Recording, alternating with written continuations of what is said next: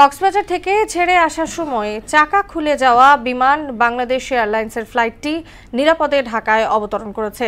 বিমানটিতে শিশুসহ মোট ৭১ জন যাত্রী ছিল।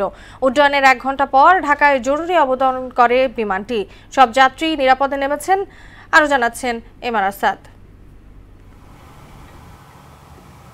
শুক্রবার বেলা ১টা ২০ কক্সবাজার থেকে ছেড়ে আসে বিমান বাংলাদেশ এয়ারলাইন্সের বিজি ৪৩৬ ফ্লাইট। এটি -৮-৪০০ মডেলের একটি উড়োজাহাজ। উড্ডয়নের পরপরই এর পেছনের একটি চাকা খুলে পড়ে যায়। পাইলট ঢাকার এয়ার ট্রাফিক কন্ট্রোলকে জরুরি বার্তা পাঠিয়ে জানান তিনি জরুরি অবতরণ করতে চান। বিমানটিতে নারী শিশু সহ ৭১ জন যাত্রী ছিলেন।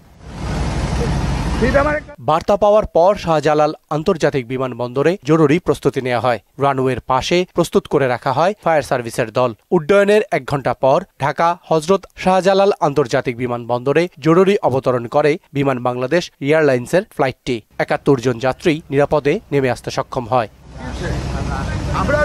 বাংলাদেশ বিমানের ফ্লাইটটির যান্ত্রিক ত্রুটিগুলো খতিয়ে দেখা হচ্ছে। বিমান বিশেষজ্ঞদের মতে পেছনের এক চাকাতেও নিরাপদে অবতরণ সম্ভব, তবে এমন ঘটনায় যথাযথ তদন্ত করে ব্যবস্থা নেওয়া দরকার। এমআর আসাদ, মোহনা সংবাদ।